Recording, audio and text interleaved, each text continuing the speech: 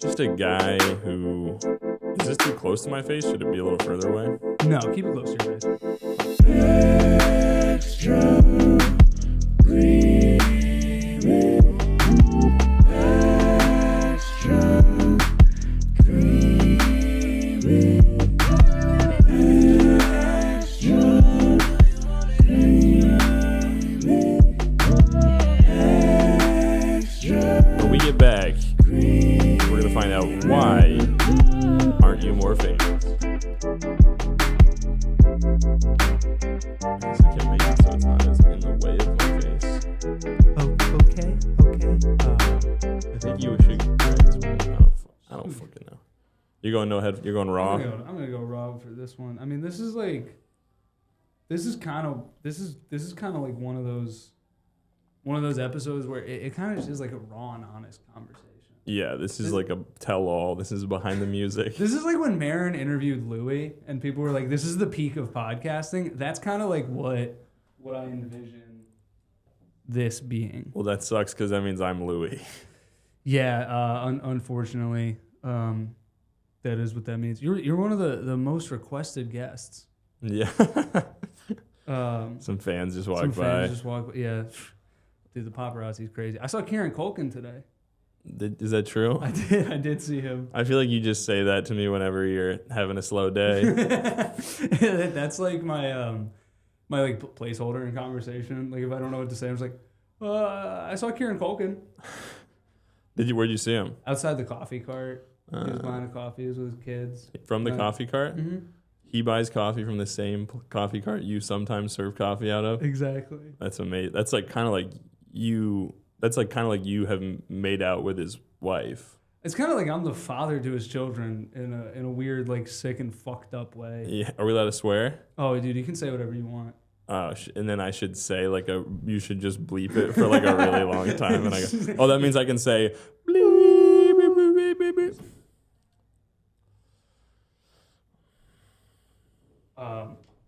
Yeah, but yeah, you're one of the most requested guests. I mean, anybody that... Is that just your mom commenting? You should have Liam on the pod. Where's Liam? That's not what she sounds like at all. Now, honey, why have you not had Liam on the pod? He's such a nice young man. Why is Liam not more famous? Why is Liam not more famous? Is it because you're not putting enough work into his internet videos? Perhaps if you worked harder on Liam's internet videos, perhaps he'd be more famous. And then you could ride his coattails. It's like anybody that follows me would know who you are. As my friend Joel said, he has a parasocial relationship with you through our videos. Yeah. And I have one with him through the Cosmos. Just through the Cosby Show.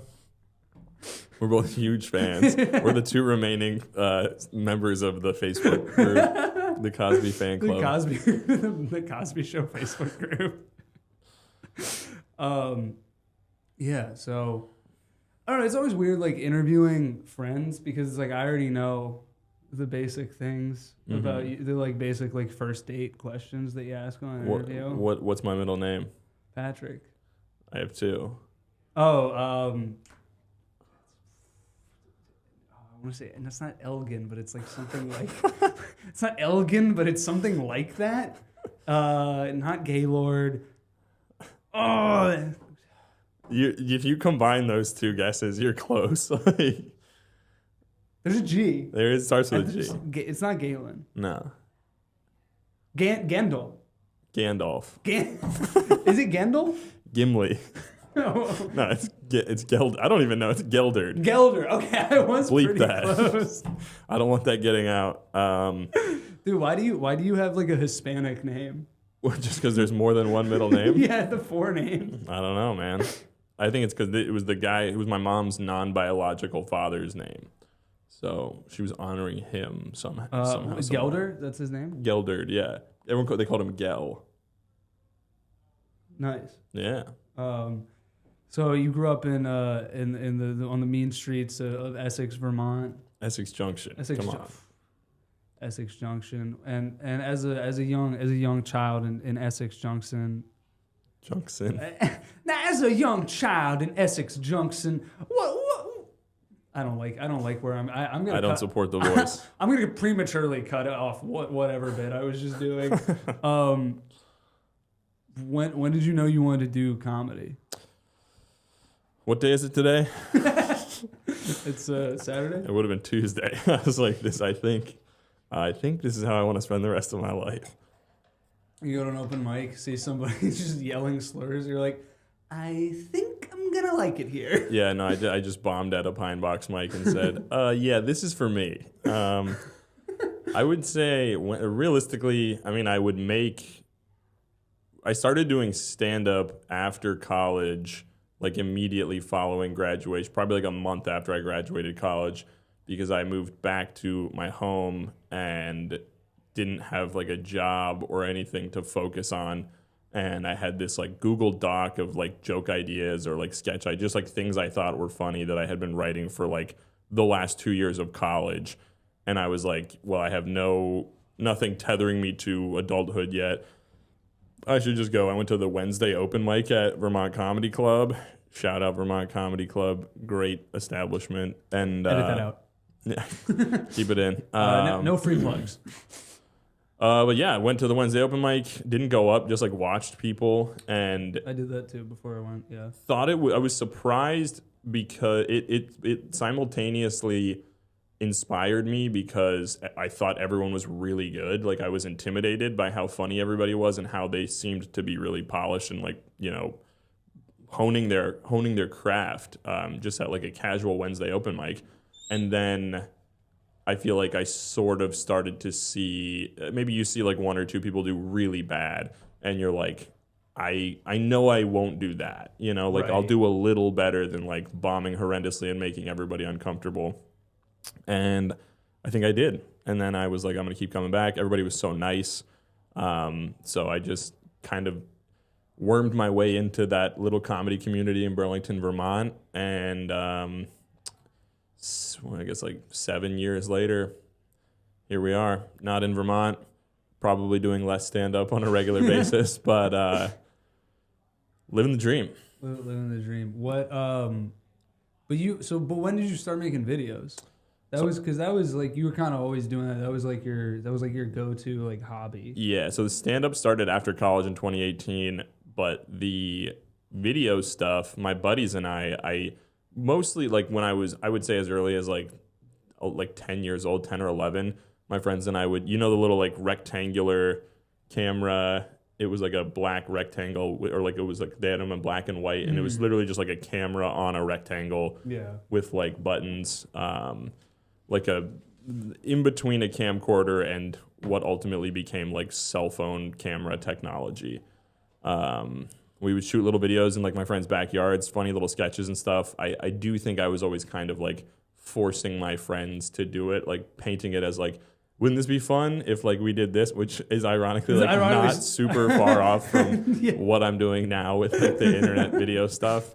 But yeah, I actually remember two of these guys. I don't know. Like, I don't want to give their names. I don't want to give them any credit, but two of my friends from middle school, I'll just say their names. This guy Jack and this guy Kale, we all like had like kind of a mutual vested interest in doing like comedy videos. Kale was kind of like a camera guy. I was like writing sketches and coming up with ideas, and I think my buddy Jack was like kind of wanting to be like acting, like on-screen talent kind of thing. Kind of a perfect trio in a lot of ways. So the three of us, yeah, we came together in a crazy way. We started making videos on like I would say maybe like a weekly basis on a YouTube channel. We called ourselves the 3 VTs. And unfortunately, like we kind of scrubbed the video. Like once we got old enough to be embarrassed by the content we had been putting out, we like deleted a lot of it, or like it got lost on like old tech, like old drives and stuff. So it's mostly gone. But we would make videos together as the 3 VTs, and VT obviously being the abbreviated name for the state of Vermont. Vestigial tendencies. Is that what that is? No, it's not anything.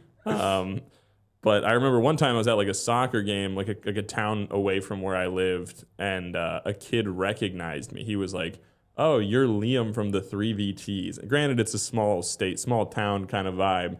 But it was cool. That was like my first taste of like somebody recognizing me from a thing I put on the internet. And that was the only time I've ever been recognized. But it was cool. And I been chasing that high ever since. Did that answer? I don't feel like that answered the question. No, that did answer the question. I don't think you'd ever told me about the 3 VTs before. It is interesting though when because obviously you look back on whatever you did as your earliest kind of creative endeavors and you're it was usually really bad, but you kind of still want to be able to see. I feel that way with a lot of the music that I made in high school. I think I scrubbed it all from SoundCloud or anything online, but I still have it on a Google Drive. So it's just kind of the record of this was the first thing. Yeah, you gotta keep it. I think it was out of my hands. A lot of the footage was being stored on one of those 2 guys' drives or computers or whatever, and by the time I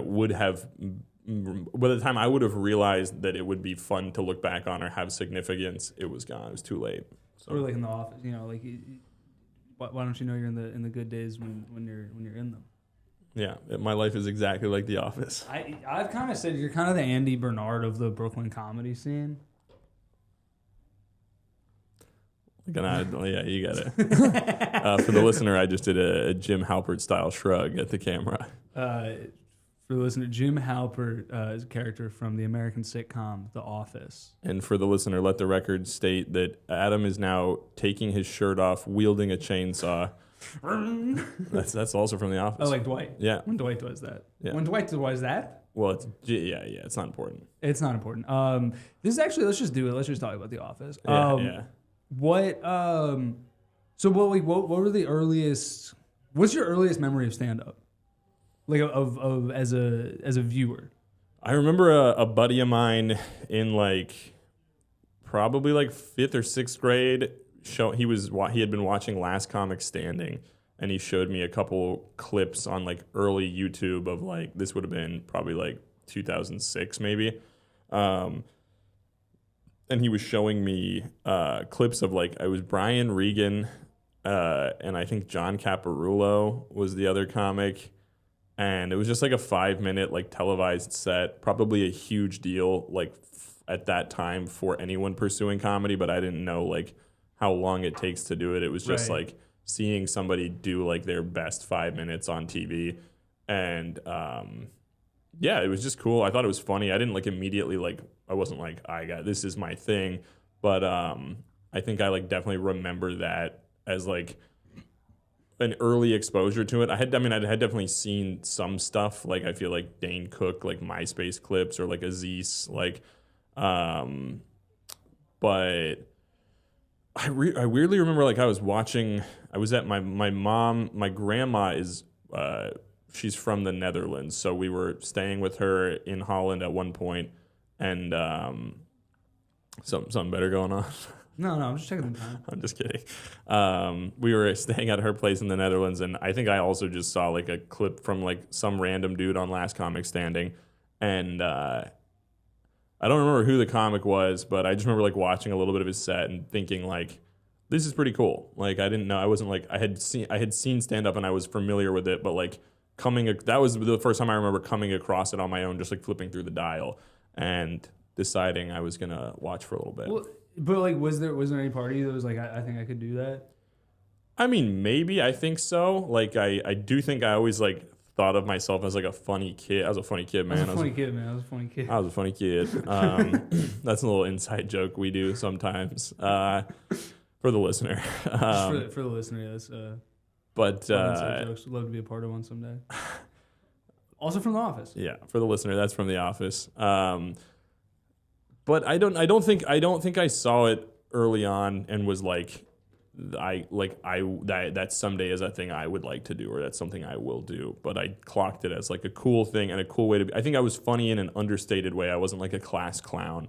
I was the kid that when the class clown does something obnoxious, when the class clown bombs a joke, I would lean over to the person next to me and be this guy sucks, and that would get a laugh. And I was maybe I wouldn't say this guy sucks. I wouldn't just directly put down somebody who was trying. I wasn't the class clown. I was an even worse bully. I was a bully. I bullied the bullies. No.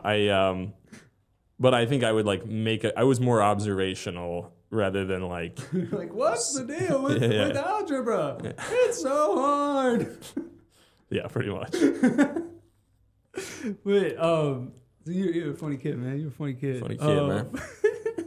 But I mean, like, when did stand up? Because you didn't start until after college. Was there like a thought of like, I want to do this at any point when you were in college? Oh yeah, so a buddy of mine actually, this kid, my old pal Kodiak, or I'm gonna drop his full name. I'll drop his address in a couple minutes. Sure, we'll put his social in the episode notes. Yeah, just kind of put it in right here. Yeah, I have a graphic on the screen. Can you do that graphic for me? You're better at graphic stuff than I am. I'll figure out what it is and I'll send it. But he, as a kid, I would like when he was one of my best friends growing up. So like when my friends and we would all be hanging out, and I would be like, I think I was known for like making my friends laugh. Like that was like a way that I was like being funny early on in life, and I would like sometimes get a really big laugh. I would say something with my friends, get a laugh, and then he would always say, he meant well, like he wasn't even like trying to like put me down or anything or like ruin the moment. He would just say, you should do stand up when you're older, like just earnestly. Like he wasn't even like being ironic or like being a dick, which that would have put me in my place a little bit more. Maybe I never would have done it, but he was just like genuinely like telling me it was something I should try at some point in my life. And this was like a reoccurring thing that would happen. He would do it a lot. And when I decided to go to my first open mic, I don't know if it was the first one I ever went to, but it was like the first one I was going to perform at. And I had my set written out, and I was on my way. I was pulling out of the driveway of my dad's house in Essex Junction, and he went somewhere else for college, this guy Cody, and like so we hadn't seen each other in a couple of years. Like our lives went in different directions. We kind of fell off in high school. And then I'm backing out of my driveway to go to the first open mic to perform, and he randomly drives by my dad's like street. Like I see him drive by in a car, and I'm like, whoa, that was crazy. And then he like turned around, came back onto my street, and like said hello, and was like, dude, what's up? Good to see you. What are you doing? He had some girl, total lady killer. This guy. This really sounds like a movie. So, like just your cooler friend, like. I don't know if he was a cooler friend. He's probably cooler now, but he... Be a lot cooler if he was. He pulled back onto the street and was like, what are you doing? Like, what are you up to? And I was like, oh, I'm actually weirdly going to go to my first open mic to like try stand-up, which was just, it was just like this totally serendipitous moment of like him being the person in my life that like mentioned me doing that or encouraged that at some point in my life. And then as I'm going to my first one, I saw him. Kind of felt like it was some kind of like omen from like the devil or something. Now these people just walked up. Now I'm it is distracting. Yeah, that there's put some fucking blinds. I wish it was like a one-way thing, like that they have like in like interrogation rooms where like we could see them, but they couldn't see us. That would be cool. It's not that bad. I just like I get nervous. I was a nervous adult, man. I was a nervous adult. Yeah, but that was kind of like a cool private moment from my own comedy journey that I just put out there for everybody. How many listeners do you get per episode? It varies. It's in the double digits. Okay. Well, the 15 people that hear this, keep that story to yourself because it means a lot to me. That's a very cinematic moment. Yeah. That like I'd imagine if you were writing a movie about your life, that would be a scene. Yeah, I think probably it would have to be. I would cast Zac Efron probably as Kodiak, maybe like. What did you call him? Kodiak? What's his name? His name was Cody Acker. You called him Kodiak. No, I called him Cody Acker was his name. We're saying his name too much. But yeah, it was a cool moment. It was a cool moment, man. It was a cool moment. I was a funny kid, man. But were you always like writing? Because you have like a very like jokey style, and you've actually come up on the podcast before when I was talking to our friend Max Higgins. Just about joke writing, and like you have a knack for wordplay and writing like very structured jokes, like set up, punchline. Was that always the case? Like even before you doing stand up, were you like always like cleverly like coming up with things like that? I was a very prolific haiku writer, and I realized Is that true? No. No, I mean not really. You can't count. I love writing. Yeah, that's true. It made it hard to do was it 575? Yeah. Yeah. Somebody has a bit about haikus about how like they can't appreciate the beauty of it because they're just counting the syllables every time they read it. Oh, that's true. Yeah. Oh, sorry, but you were saying you always liked writing. Yeah, I mean, I guess like I don't feel like I was like I don't know. I wrote 2 books like in school like when I don't know if you had this like some like small time publishing company like approaches the school. I feel like it's kind of like a pyramid scheme for children, but they like make you like they pitch this to the school where the school is like, we'll pay for like a publishing company to publish a book by like every 4th grader. I don't think we had that at my school. So we all got to write. So I was a twice published author before Whoa. 7th grade. Jesus Christ, my mom's gonna hate to hear that. Put one out 65, working on her first book. You were twice published before you were 10. Fourth grade. Lost in Rocky Woods was my my authorial debut. What is that like? What is it? I think that's authorial. That doesn't sound right. Literary debut. Literary debut. I like that better. Cut the first one. And then 6th grade, Attack of the Shark was my big follow up. And one time during the pandemic. Remember you read Attack of the Shark, right? Yeah, in like on one of those Zoom comedy, like it was like everyone was bored, just like in their apartments or houses, and the Vermont Comedy Club, again, shout out. They did a little like it was like a virtual open mic where you could just like you had like 5 minutes to just like do whatever. And I think I read like it probably took longer than 5 minutes, but I read Attack of the Shark, and it was a big. I think it was a big hit. So what was it? The first one was called Lost in the Woods. Lost in Rocky Woods. Lost in Rocky Woods. Yeah. And what was that about? That was about 2. I thought they were. It's about 2 boys, who, when upon reviewing the book, was like, oh, they're like best friends, and then you find out in like the second or third to last page that they're brothers. So they were brothers the whole time, which would kind of explain the dynamic a little bit more because they're like friends.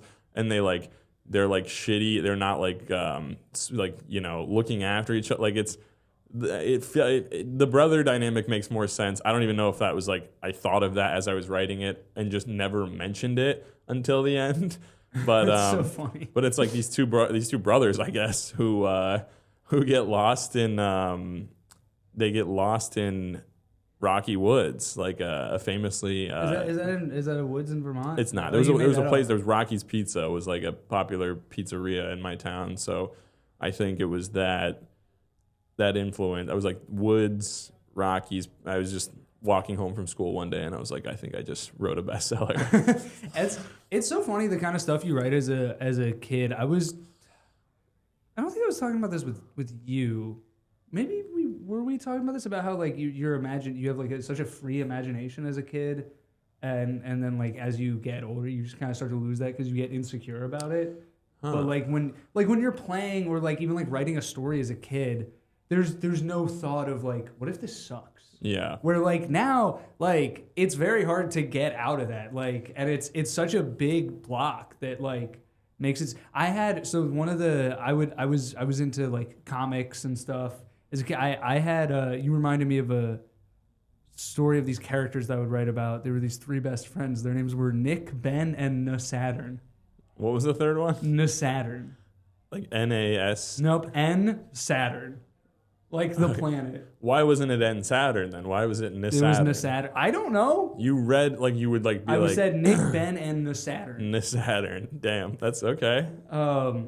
Yeah, I don't remember like what the dynamic was or what the story was, but it was just these 3 guys that were friends. And then I think you're right where there is something beautiful about like a kid's imagination not having bounds, but it's like at a certain point it's like the 3 characters need to have names and one of them can't be Saturn. You know, like you have to come up. Maybe workshop that. That's what kids need editors. That's the thing. That's true. But and I had Right. That's what they're saying is it's right as a kid, edit older. Hemingway, I think. What do you say? Write drunk, edit sober. Is that is that the saying?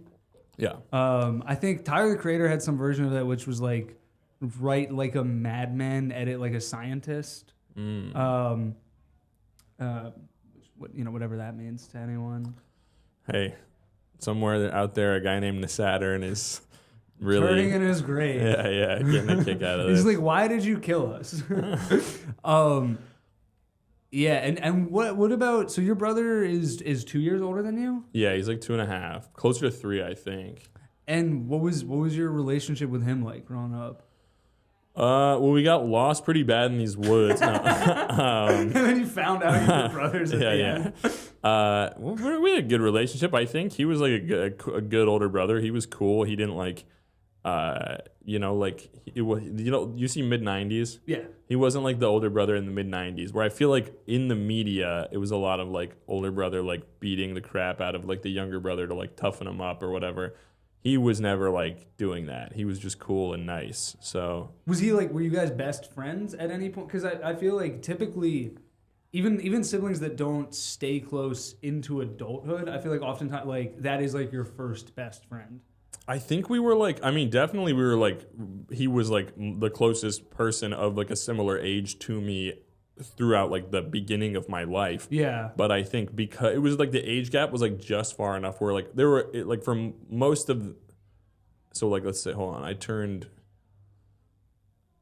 my birthday's in July, and then in September he is 3 years older than me. So he's like almost 3 years older. Yeah, he's almost 3 years. So I feel like it was just too much of a gap to be like best friend. You know, like I think when a sibling is like one grade level above you or less, I feel like it's easier to develop that closeness because you're like going through most of your life together. But it was kind of like when I would be entering middle school in 6th grade, he was an 8th grader. So we had 1 year in the same school, and then, 7th, 8th grade, he's not going to the same school as me. He's in high school, and then by the time I get to high school, he's a junior. So like I wouldn't say, we certainly weren't like best friends for like most of I think by that point it was like he had really good friends his age. I had really good friends my age. Yeah, that's interesting because my brother is 4.5 years older than me, and so he was 5 grades ahead of me. Yeah. So that is like such a big difference that like there is like much more of like, I think there was like much more of like a protective role for him. Absolutely. And I think even like when I would spend time with his friends, I think they all like were like, oh, it's Ruben's little brother, and like, but I was always like, I just like wanted to be his best friend. So I was like, I was always jealous of people that were closer in age to their siblings because they were like able to do more activities together, where it was like there was always, like we would play sports and games and stuff. There was always, like we were talking about this there, like there was always, we would be competitive with each other, but he was, 5 years older than me. There was such a big gap between anything we could do. He should have given you he should have let you win a couple things because like it was, because you said 5 years, it's too far to be genuinely competing. Like your abilities are just so different. But I think with my brother, it was similar. Where like with video games, like he was like both my brother and I like were like fairly like coordinated kids. Like we weren't like star athletes, but we like played sports for like the better part of childhood. And like he was always good. He was like good, but you could tell his like mind would wander. Like it would be like he would be like the kid at soccer practice, like who's like took his socks and cleats off and is like catching frogs. Like that was me. Yeah, I could see that. Yeah. So he just like lacked the focus to like pursue like a specific like hobby or sport, I think, like wholeheartedly as a kid. But like with video games, he's like crazy good at video games. Like would definitely like beat me at like everything growing up. Sometimes I get one on him because I think it's that age. It's the perfect age where like 3 years or less, there's a chance. Like you can once you both reach like the ability to like think critically and like hold your own as like an adult person. it's more competitive. The playing field has leveled out much more. Yeah. Which you, unfortunately, I mean, you never got that. Yeah, exactly. I feel for you because I wish, as a younger sibling, I wish you got to best him at some point at something. And I was like, that was because when I was 15, he was 20, and it's like we were just starting to get to that point where it's like now because you're always like everybody eventually becomes the same age. It's just like the gap. We're like now like if I'm with somebody who's like 35 and I'm like 6 years older than me, I'm like we're basically the same age. Yeah. And it's like. That gap just becomes narrower and narrower like as you get older, and so it's like we were just starting to get to that point, and at a point too, you didn't get to that point, and then you didn't get to the point of like kind of plateauing where it's like when you're like 38 and he's like 43, and then like it's like in the Sopranos when like Tony fights Bobby at like the lake house and Bobby wins and Tony's like. He's 5 years younger than me. Like, you don't think that makes a difference? And it's like you could have had that. When the youth becomes the advantage. Yeah. That's so funny. But were you guys like into the same stuff? Kinda, yeah. I think like for the most part, we both played soccer. My dad was like really into soccer, so I feel like he wasn't even like that kind of parent though. Like both my parents were like extremely chill about like letting us find things that we like. Yeah, I couldn't imagine like either of your parents. I haven't even met your mom, but I couldn't imagine either of your parents being like the parent yelling at those Never. are the craziest parents. The parents that like treat it like it's like a professional game. I mean, to be fair, one of my really good friends growing up had a dad like that was like King Richard, like always like keeping tabs on like how the kids' growth at like a certain sport. It was also soccer, and this kid, to his credit, was very close to like reaching he tore his ACL like right before his like first season of like a D1 school, like in college playing soccer. And then I think he tore it again and they were like, you can't play soccer. So brutal. But it was like, he was close. So I think there is a little bit, there is some. It works. King Richard, like two of the best tennis players, maybe two of the best tennis players ever. Like it works. Yeah. But no, they were cool. They didn't like force us on any certain hobby on us. I think it was just that we were like exposed to soccer. So we were like playing it as kids and it was like, oh, this is like a fairly easy activity and it's like a good way to get exercise. So we both took to that. And then I think by high school, my brother stopped playing. I played a little bit into high school. And video games, it was like I played a lot of what he exposed me to. He's a big Nintendo guy. So, running like GameCube. I think we had a Wii at some point. He's a Switch guy now. But like, I think like sexually? Yeah. I'm just outing him here on the pod now. No, so he, I don't know. I feel like I'm rambling too much in like a weird direction, but basically, he would set the pace for like Pokemon was a big thing, he loved it and was so into it, and I was exposed to that at like a young age, and I was like, I gotta try and I want to be interested in what he's interested in.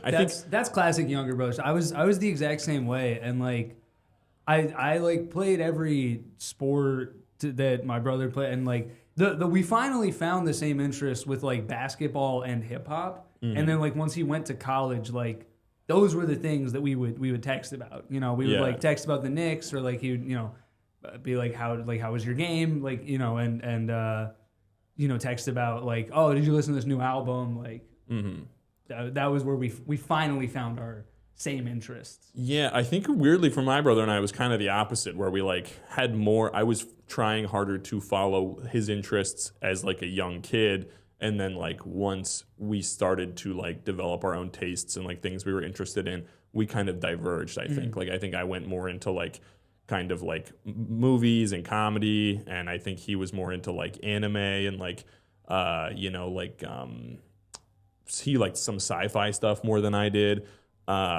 So as we got older, I think our interests split apart. But now, I would say we text and talk just about like mostly like general life stuff, like catching up, like talking about work or like relationship stuff. Like he's a DJ, so he makes music, so we can relate to each other in that way about like performing. Yeah.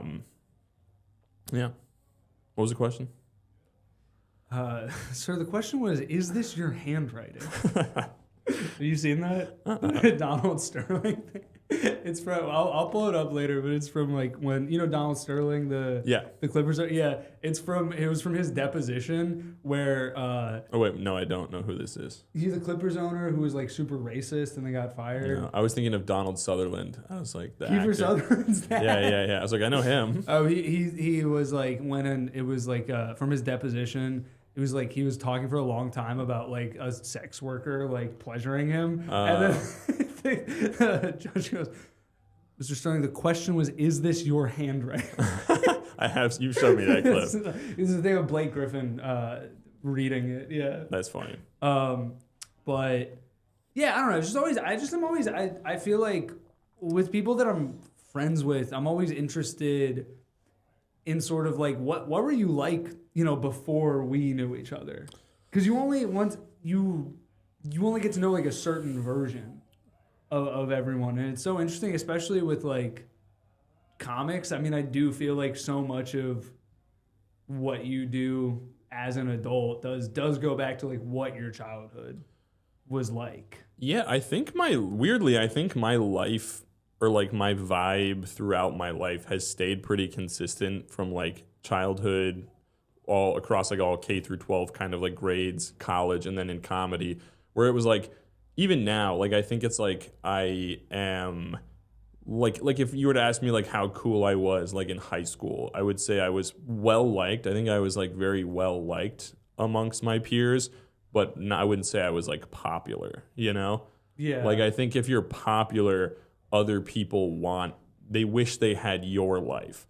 And I don't think people, even like today in comedy, I think like here in New York or in like Burlington, I think I'm well liked, but people aren't like, man, I wish I had that guy's career or like brain, or like it's more like.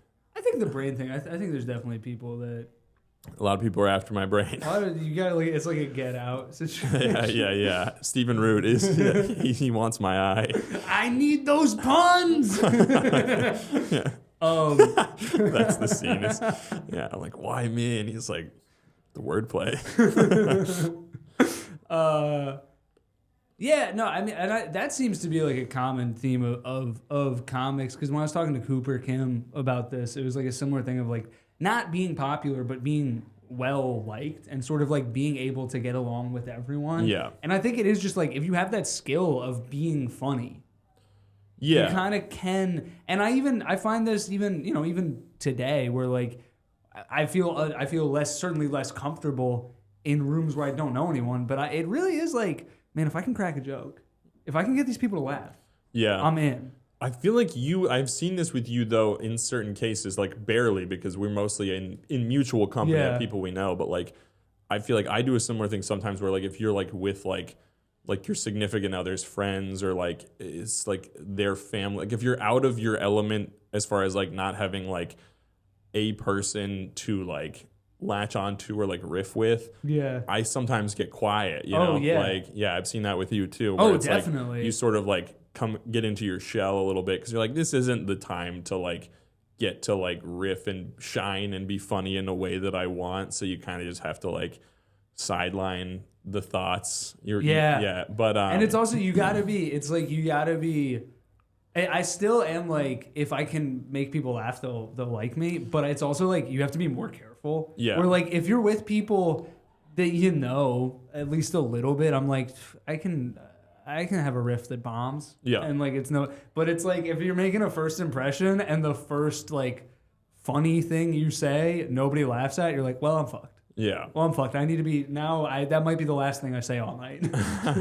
And sometimes too, I have this thing where like I was like a very serious kid. I was a serious kid, man. I was a serious kid. But like I loved to like joke around and like be funny and like chase a laugh. But I also like I could turn on the dime and like be very much like not trying to joke around or be funny.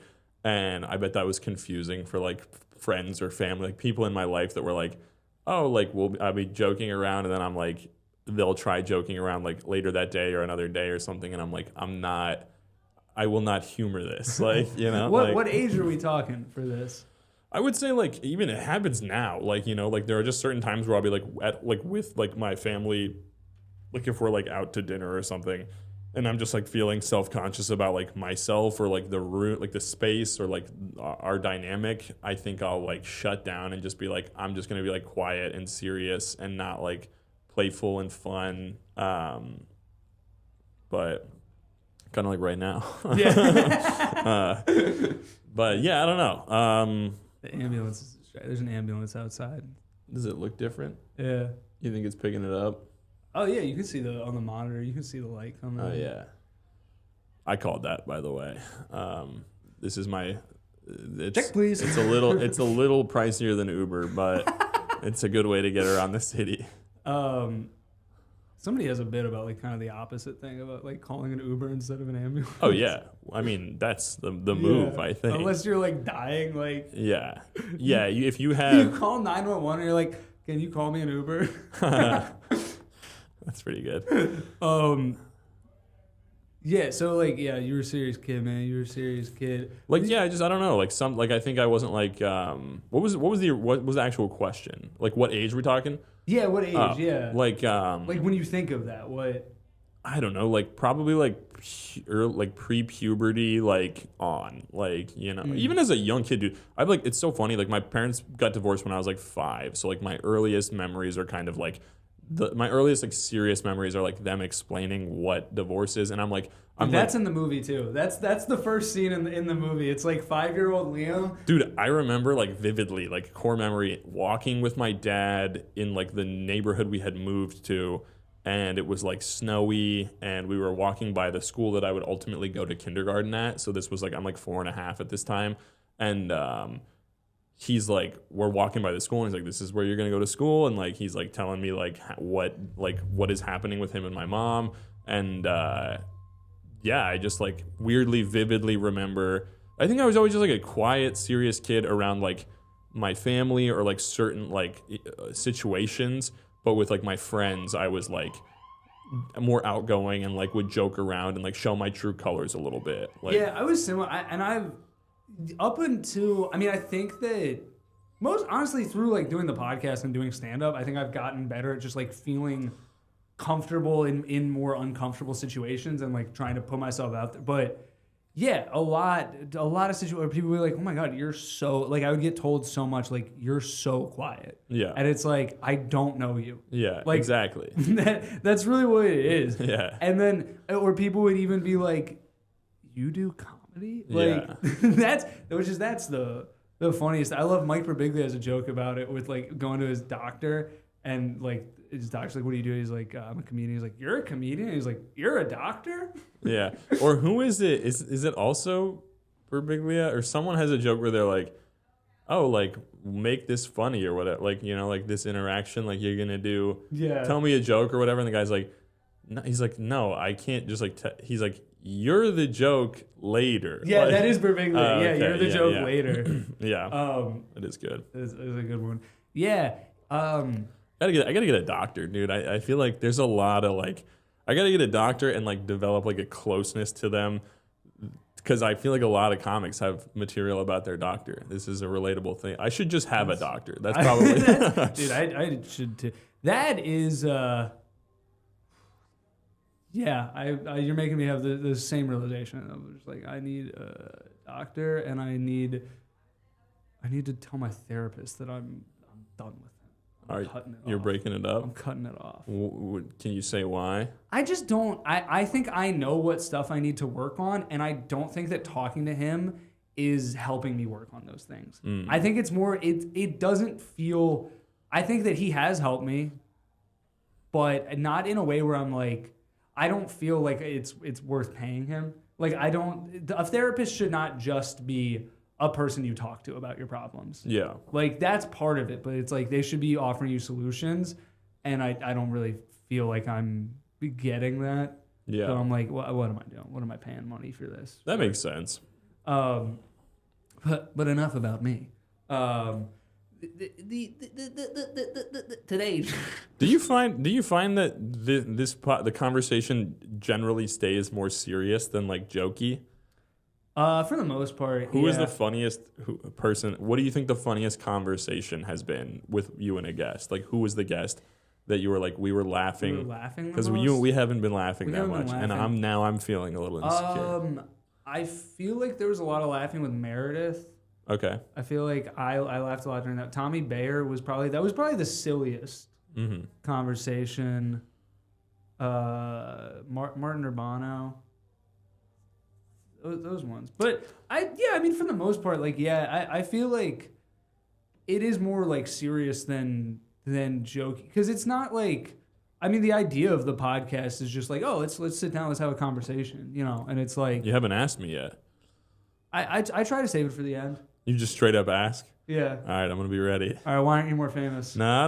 Save It's it for the end. It's too late. You've Are brought we it up. done? Are we ending? Did No, I we're force not the done. end? No, I don't. It's not always like the last question. Oh, But I okay. try and like, but yeah, we can. Don't let me. me disrupt the flow. We got like 20 minutes left, so now's a good time.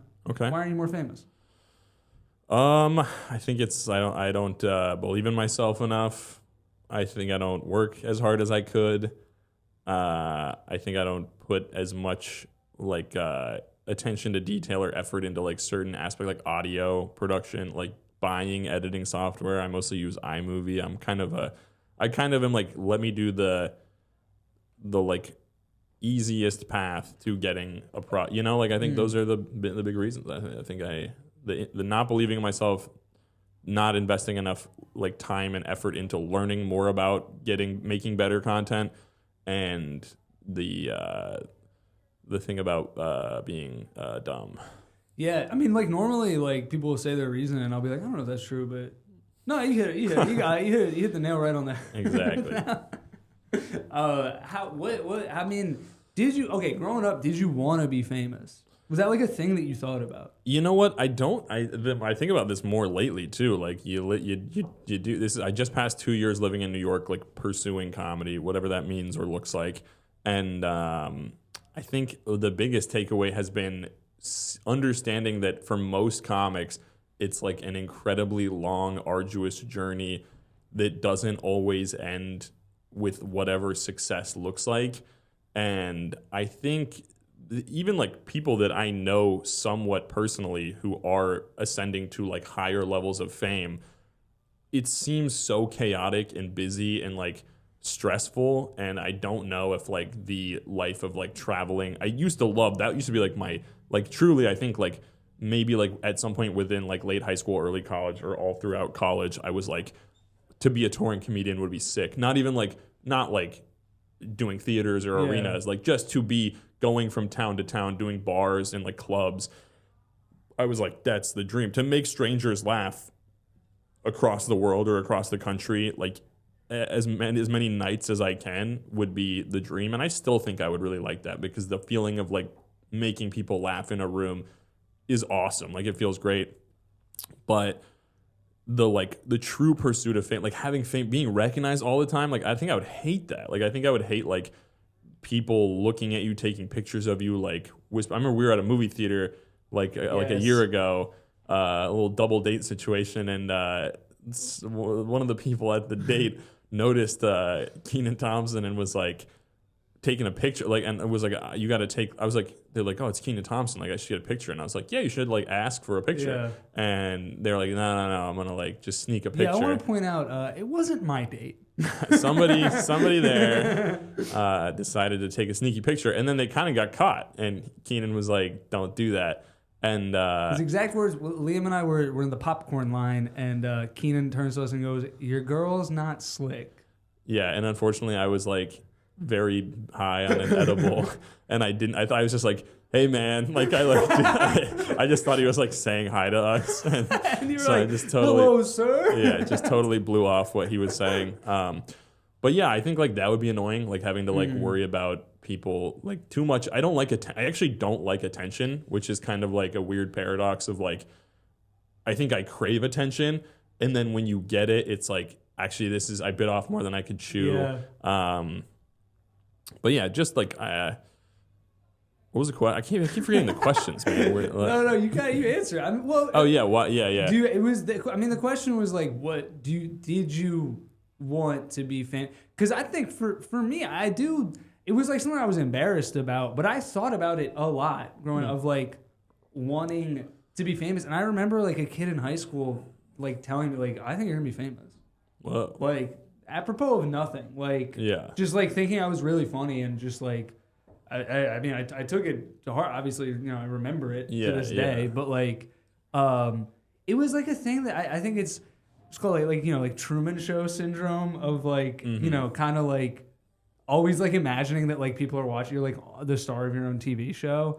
And I mean, even still, like I think of like, you know, I'm like, God, it'd be awesome to be like interviewed by Jon Stewart or like stupid. But it is, but I think about the cool parts of being famous, and I don't, as I've started to, you know, as I've gotten more into like a creative pursuit and like closer to that and have gotten to know people who have a higher level of fame, it's like, I don't want to be like I don't need to be that famous. Yeah. I think you want to be more famous than, like, I think you want to be famous more than I do. Yes, definitely. Yeah.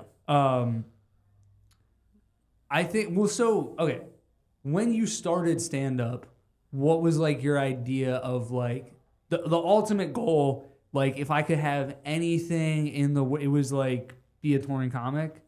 Dude, honestly, it's like more tied to wealth, I think. Like it's like I grew up like lower middle class, so I feel like I'm like the idea of like success in my mind is like tied to just financial stability. Like it's like being able to like own a home or like make sure like my parents are good, you know, like to be able to provide for like my immediate group of people. That's like that's like an ideal metric of success. But that's like, now I know how that you'd have to be like insanely famous to be able to like fund your own life and the lives of like everyone close to you. Yeah. So that's ridiculous. But that was like the goal, is to like be able to provide for like people in my life. Yeah. And well, I think for me, like I grew up like regular middle class, I guess. So it's like, I didn't think about that as much because I was like, yeah, we're not rich, but we got what we need, you know? So what did you think about? I think I thought about, like, being famous. Being interviewed by Jon Stewart. Kind of. Yeah. Like, I thought about, like, seeing the, like, people I thought about, like, or, like, I would watch Spider-Man and be like, that would be so cool to be, like, dude, I remember when Tom Holland got cast as Spider-Man and being like, well, I guess it's not going to happen for me. Because he got it? Well, I'm the age of Spider-Man now. That was kind of the thing of like Spider-Man is my age. Yeah. Like Spider-Man is not real. That's important to remember. But it's like seeing like, and it's like, obviously I was never going to go to the NBA, but it's like seeing like NBA players and it's just like. Wait, I love to imagine like your like inspirational, like it's never too late is all just tethered to like fictional superheroes. You're like, you may feel old, but Spider-Man didn't get bit by that radioactive spider until he was 18. Or you're like, Bruce Wayne didn't lose his parents until he was 5. It's really funny. No, but I think that, I think I just thought about it.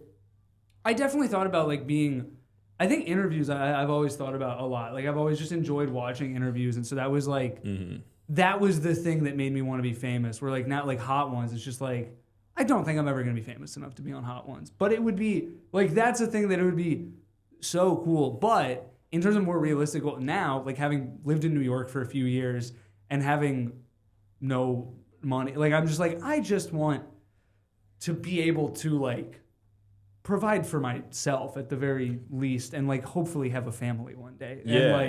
And so I do think now I think about it more financially and just like I don't need to be like on TV getting like and like on the red carpet. Like I would just like to be able to make enough money off of comedy that I'm like that's a living. Likewise. Yeah. And actually it's funny you say that because I feel like that now this is a good kind of reference point is like never been recognized for comedy in the city. Like, you know, I've lived here for like 2 years. Like, I mean, I people who know me through comedy are like, hey, what's up? Like, they've said hi, but like, never just like walking down the street, like been clocked as like, oh, we saw you on that show the other night. Like, but in Vermont, it's a smaller scene. So like after a couple of years of doing stand up there, I had like developed a little bit of like a small town reputation. And that was the coolest thing, man. Like, that's the kind of fame I think I would want is like not being like under the microscope or like bombarded or like like paparazzi, like fans always like looking, taking pictures of you, but like just the occasional person, like when you're out and someone's like, oh, like I saw that video or that thing, like I know you from this place. Like I think that like the more discreet like being recognized of just like someone who like is in the same niche, like who appreciates the same thing and is like, I know you from this thing that you made that I am also into, you know, like only getting recognized by fans. Yeah. Where like when we saw Kenan Thompson, like that is a level of fame. He couldn't get recognized by people who have never seen anything he's in. Yeah. Like people who are not familiar with his work at all versus like, and I think that is the more that I think about, and like once I started to do comedy and really think about like what would I want, it is really that. It's just like to be able to like have a fan base and have people that like appreciate the work that I'm doing, and if I'm recognized, it's for that. Yeah. And that was something I got from therapy, from a therapist who was not very good, but that was one thing he gave me of just like because I was like, I don't like that I want to be famous, and he was like, well, why do you want to be famous? And it's really just that I do a thing where fame is a sign that you're successful and good at it. You know what you should do? You should do a spin-off pod where it's like you interview like terrible people and it's why aren't you more infamous? Ooh. And you have like Hitler on and you're like, do you think you could have done... That is good question. Yeah, but what was like when you went to college for communication? Communications, whatever the one, not like the smart one. There's like two. Is there? Yeah, there's a communication, like you can major in communication and you can major in communications. And the singular one, I think communication is like, you know, like understanding like satellite and okay, so like it's like communications. those people are like engineers. They make like good money. I did the dumb one. Communications. They make no money. Yeah, that's what I did. You're like, you have no specialized skill, but you could technically learn and do a lot of jobs. Yeah, it's like the equivalent of not having a degree. Like, like it's like that's so funny. You're like you should write that down because that's funny. You have to teach me everything it takes to do this job, but I will learn. Like, you know? And what did you think you want? Did you think you wanted to be like a screenwriter or like a director? I went to college for like to write commercials. Like I wanted to write like essentially I would watch commercials and like you see commercials where they're trying to be funny and it's like kind of funny or it's like dumb or whatever and you're like I could do that, you know, like it's like I could if I was writing these ideas I could do something a little more creative than like a lot of what we see just like thoughtless like ad exec putting out some dumb shit. So I went to school to try and figure out how to do that. And then I learned, you know, that like I went from wanting to write ads to just wanting to write like TV. And then just wanting to now it's as the years go on, it, like you said, it's really more just like, I just want to have food and like an apartment. Like, you know, like it's like, how can I, and it comes down to like, how can I do the thing I'm doing and make some money. And the nice thing about stand-up and like, you know, like creating these sketches is like, and the podcast is like, I have like a creative thing I can fall back on for, even if this doesn't make me any money, it's a thing I can do for fun. Yeah. But it's like, all right, what can I do that will make me some money? And it's like trying to figure that out is hard, which is why you see, you know, a lot of comics like doing like commercial acting and which ironically it does come back around to that thing of like, oh, okay, I guess I'll make an ad. I guess I'll write ads. Or like, if you can get like, I've only had one person, or I've had a couple people, like small like businesses and people reach out to like do basically to make an ad for them, like a sketch, like an internet video, and so in a weird way, it kind of has come full circle where like pursuing stand up, the introduction of like social media and having to make content. The importance of like using the internet has all weirdly kind of like circled me back to like making my internet videos so that other people will pay me to make internet videos for them. Like, do you feel like you benefit from like what the like current media landscape is, or do you feel like you would have done better in a previous time?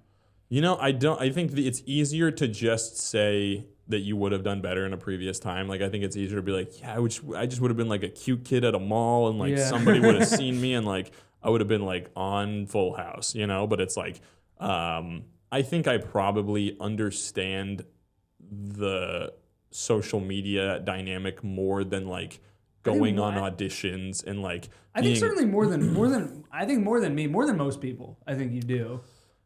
So maybe I guess in that way, because I'm so unfamiliar with like the previous landscape of like having to like film or like record your album and then like sell CDs in your car in the parking lot after the show, like that seems much harder. So I like the ability to kind of control like at least, you know, what you're doing, how many people are going to be exposed to that.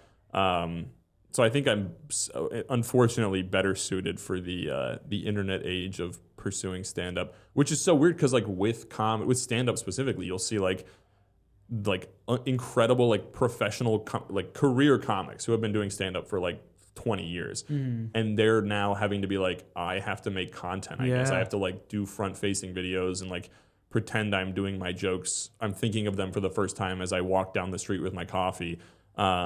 Which sucks. I feel like that really like waters down. It's somewhat like when I see people who are at our level doing it, I'm like, you're playing the game. You know, it's like, this is what we're all doing. We're just trying to figure out how to make it. It is like somewhat like disappointing and demeaning when it's from people you look up to. Yeah. You know, and I think that you know, for some people it is just like, if you have low overhead, like you can find a way to like stay out. Like David Cross, I don't see him making like social media videos. Right. But and I think that he's figured out how to like make, you know. But I guess he also like does a lot of acting. Well, and the interesting thing is too is it's like, who knows, like if he did that, like if he threw a lot of like, if he paid somebody and like put a lot of effort into like generating content, he's so popular and funny that like it could explode, and he could just make tons more money from that. Yeah, that's also weirdly like.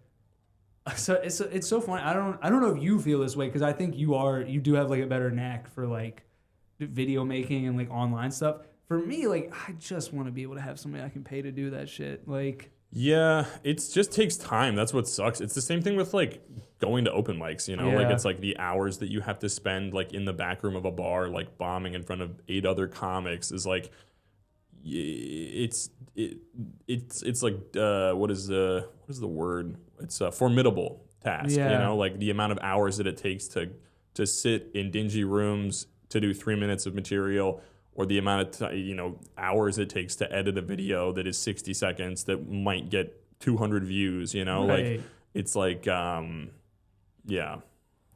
pointless. Comedy, fun times, man. Good way to end it. And nothing matters, and we're all gonna die, and no one's really famous. That's the interesting thing. That's a weird thing. And I mean, this gets like talked about a lot. I mean, online, I suppose. But like the lack of like a so-called monoculture, you know, you've seen this term going on, which I'm like, is this a term that's always existed, or is it like something that's been made up in the last 2 years? I think it's like one of those things where that as a concept has always existed. We're just like putting cool, smart sounding labels on it. Yeah, maybe. Yeah. That like, that's an interesting thing that nobody's really famous. I mean, even like seeing Kieran Culkin today, I mean, like, that's a famous guy. That's an Academy Award-winning actor. He's a star of a very popular, very, very critically acclaimed TV show. You know, he was in Scrubs. That's the only show. Yeah, you said popular, critically acclaimed, so it's Scrubs. He like you know, that my coworker at the coffee cart, he had no idea who he was. Yeah, and I named things he was in, and I was like, you know, Home Alone. He's like, no. That sucks when you're like, the biggest thing will be the thing his brother's known for. He's in that too, though. Yeah, he's. But yes, I was gonna be like, he's the brother. His brother. Yeah, but I'm throwing. I mean, to be fair, this guy's also Turkish. Like, only has lived in the U.S. for like 2 years, so different cultural touchstone. But it is just that like, it kind of used to be like, oh, if you go to a different country, maybe it's not the same references. Now it's just like if you like have a different social media feed. Yeah. It's different references, which is strange. It really changes the idea of what fame is. Yeah, like your Instagram feed and my Instagram feed, it like that's two totally separate groups of people who twerk for a living on the internet. This is a visual thing, but let's compare our Explore pages right now. Okay.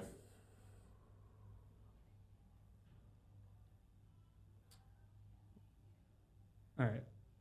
You just click the first thing. Do you show the camera? What happens? Do I take yours? Do we say what we're seeing? Okay, so yours This is like looking into like this is like in like SpongeBob, the episode where he like sees everybody's dreams. Like this feels like I'm like seeing your like into your psyche, and it's exactly what I would imagine. It's not. Yours is honestly not that different. It's mostly like comedy clips. There's a few dogs on here. There's dogs on mine? Yeah. Oh, there's a lot of dogs on yours. Yeah, mine's gonna be mostly dogs. You got a lot of dogs. It's a lot of actor interviews, comedian interviews. You got some stand-up clips, some clips from TV shows. A couple basketball things are on your feed here. Yeah, that's probably there's seems like probably a lot of Eastbound clips on my feed. There's a few Eastbound clips. There's a lot of babies. Tim Robinson things. I had to scroll down a little bit, but you do have kind of like a hot girl who cooks. Like there's like a hot girl cooking. I don't know. Oh, I've never even seen that one. Do I have any? Tell the people there's not that much horny stuff on my feed. No, I'm surprised at the amount of dogs. Maybe I've been sending you dog videos. Okay, I'm scrolling down. There's some food stuff.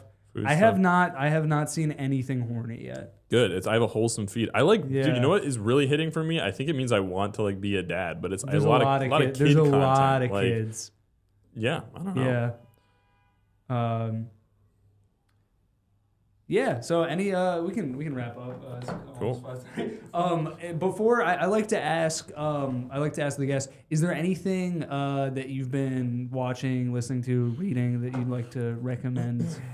A lot of Eastbound and Down clips on my Instagram. Billions on YouTube Shorts. Kinda. The Sopranos. Facebook Reels are all Sopranos stuff. I've seen the show multiple times, but like getting the video, seeing it in 60-second increments, I'm like, I should just watch it. I wish I could just like that's what I think heaven is. This maybe is a good way to go out. Like what I think, I want to know what you think happens when we die, because what I hope for, like an ideal afterlife, is like you're in like an apartment, or like even in death, I'm like, I can't. It's not a house. Like, even in heaven, it's not a rich. mansion. It's a 2-bedroom. But it's like you're in like a pod or like a space, and you have like access to all your favorite shit from your life. Like it's like you can watch like all your favorite shows, play like your favorite like video games or like board games or whatever, and like I guess like it'd be cool if you could talk to people. You know what? For me, heaven is like purgatory pandemic living, where you can like you can access all your favorite like memories and things, but like you don't really like you're not doing a ton, it's mostly like reminiscing. I don't know why that's like what I think the afterlife would be, but it's like you just get to like watch all your favorite shows all the time and like go back to specific memories and like relive them. Little Black Mirror-esque. Yeah, like that one of the Complete History of You, that kind of like that episode. Yeah, I think that's really beautiful.